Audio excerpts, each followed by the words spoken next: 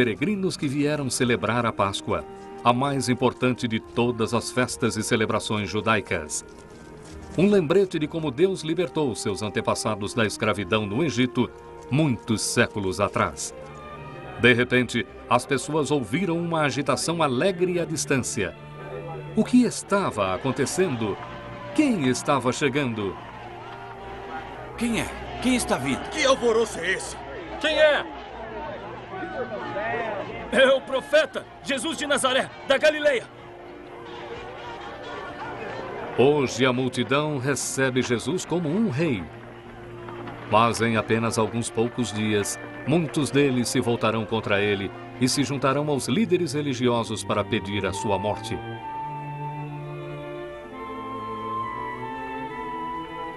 Então Jesus foi ao templo e as pessoas levaram os cegos e coxos até ele e ele os curou. Mas os principais sacerdotes e os anciãos do povo estavam aborrecidos e furiosos com ele. Ele tinha desafiado as suas tradições e eles invejavam a sua crescente popularidade.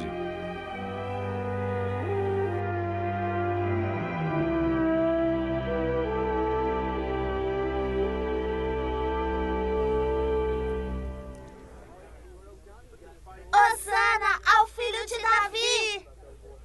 Hosana ao filho de Davi! Vamos ver o que é isso. Ouves o que essas crianças disseram? Sim. Nunca lestes. Pela boca dos meninos e das criancinhas tirarás a perfeita verdade.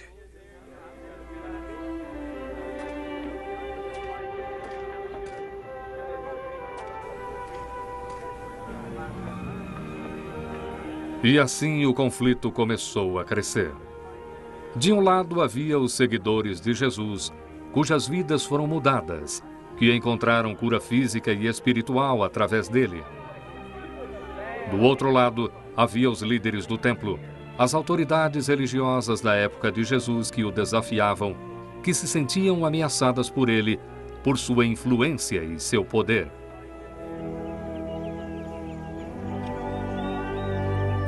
Alguns dias depois, Jesus levou 4 de seus discípulos, Pedro, André, Tiago e João, ao Monte das Oliveiras, junto de Jerusalém. Ele lhes falou do dia em que Jerusalém seria destruída e que ele logo teria que deixá-los, mas que voltaria. Mestre, quando serão estas coisas? Que sinal haverá quando isso estiver para acontecer? Que a certeza esteja convosco. E não vos enganeis, porque virão muitos em meu nome dizendo, sim, sou eu. E quando ouvirdes de guerras e rumores de guerras, não vos assusteis. Porque é necessário que isto aconteça primeiro. Mas o fim não será logo. Qual será o sinal do fim, senhor? Ainda não será o fim. Porque se levantará nação contra nação e reino contra reino. E haverá em vários lugares terremotos e fome. Mas antes de todas essas coisas, lançarão mão de vós e vos perseguirão, entregando-vos às sinagogas e às prisões, e conduzindo-vos à presença de reis e presidentes por amor de meu nome. Nessa hora, mestre, o que devemos fazer? Não estejais solícitos de antemão pelo que haveis de responder. Quando a hora chegar, tereis sabedorias a que não poderão resistir todos quantos se vos opuserem. O que será de nossa família e amigos nesses dias, senhor?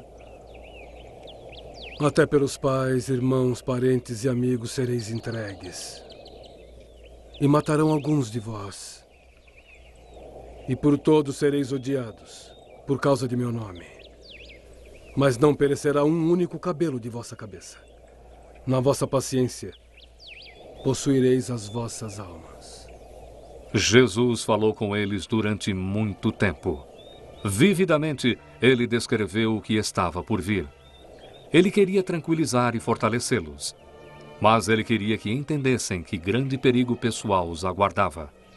Ele os avisou para estarem alerta, para vigiarem e orarem, pois ninguém sabia quando o Filho do Homem viria de novo.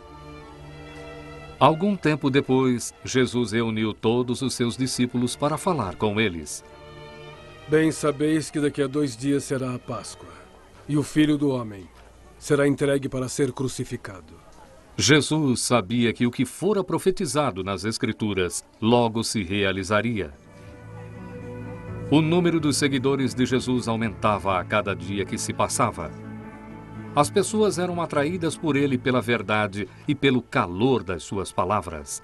Mas os líderes do templo não queriam perder a sua liderança sobre o povo. Os sacerdotes e fariseus começaram a ficar cada vez mais hostis com Jesus.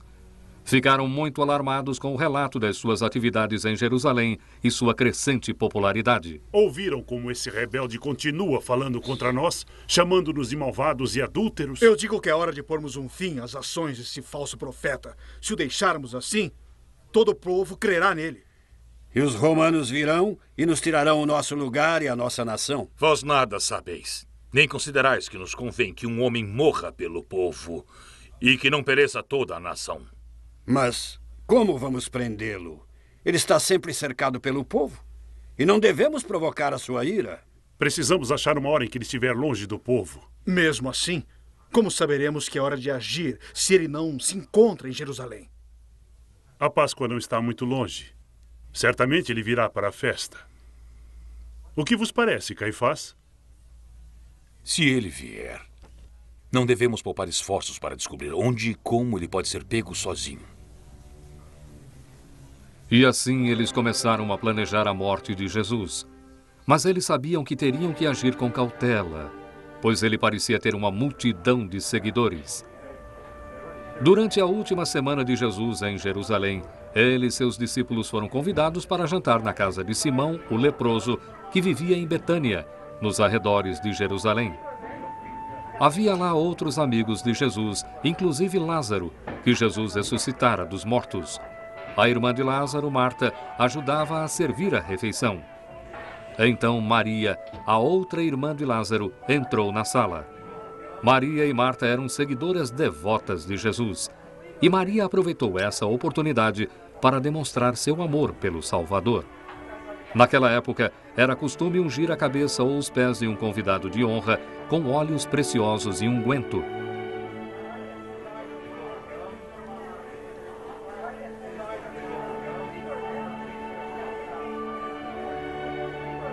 Para Maria, era um lindo ritual de amor e devoção.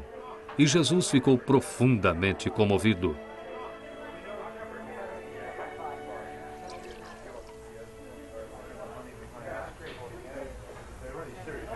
Mas havia um homem presente que ficou muito aborrecido com a ação de Maria, Judas Iscariotes.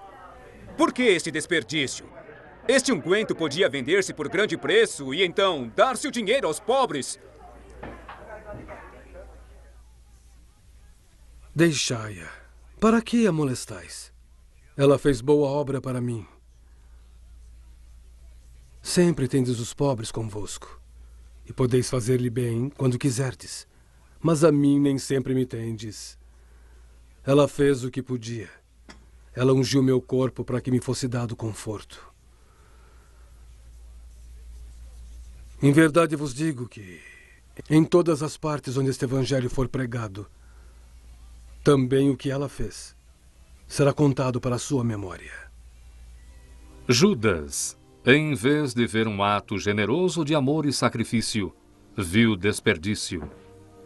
Talvez ele fosse prático, ou talvez fosse apenas ganancioso. Mas para Jesus, a devoção de Maria foi um lindo presente e tornou-se um incidente de grande valor nas nossas Escrituras.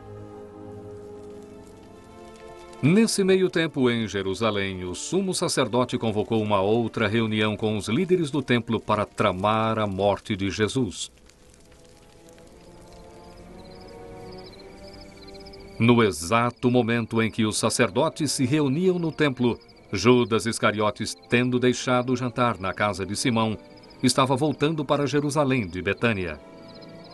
Judas se ofendeu com o que acontecera na casa de Simão. Ele ficou atordoado com a repreensão de Jesus. Começara a perder a fé naquele que ele esperava fosse salvar Israel. Há quase 3 anos eu o sigo, esperando que ele se declare o rei de Israel. Por que devo esperar mais? A sua causa não é uma causa perdida.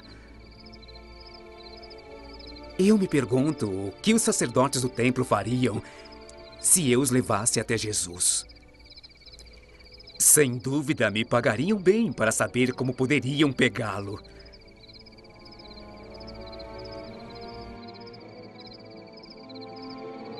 Judas tomou sua decisão.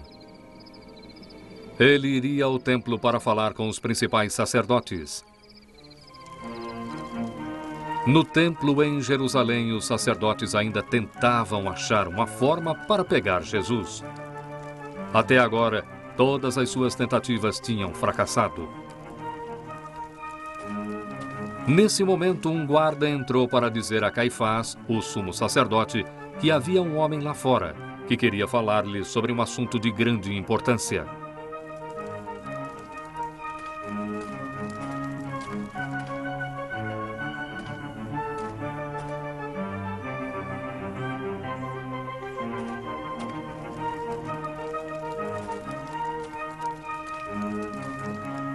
Judas apresentou-se a Caifás e começou a explicar a razão da sua visita.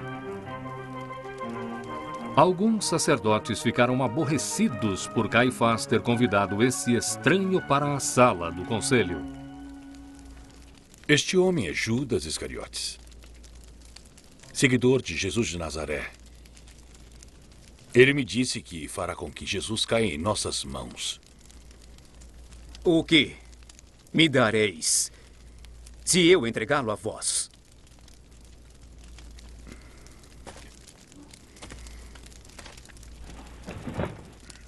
O que achas que devemos oferecer a este homem?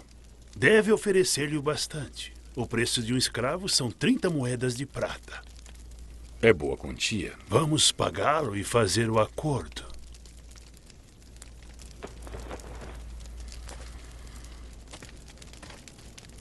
Lhe pagaremos 30 moedas de prata.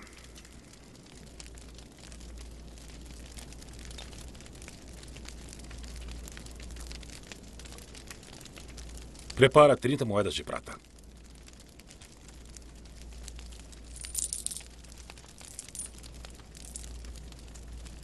Esse homem Jesus agitou o povo da Galileia até Jerusalém com os seus falsos ensinamentos.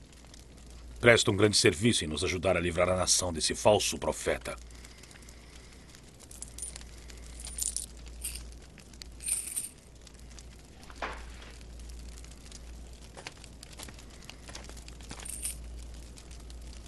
Espera uma oportunidade e toma cuidado. Ele tem muitos seguidores e seria perigoso se ficassem contra nós. Ele deve ser pego na ausência das pessoas.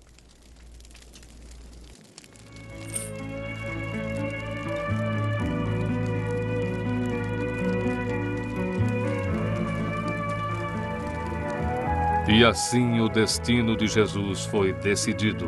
Não por seus inimigos que tentaram todos os meios possíveis para desacreditar e destruí-lo, mas por um de seus próprios discípulos, um do círculo íntimo daqueles mais próximos dele. O acordo estava feito. Por 30 moedas de prata, Judas entregaria o seu mestre, Jesus, o Cristo, o Filho de Deus, nas mãos dos seus inimigos.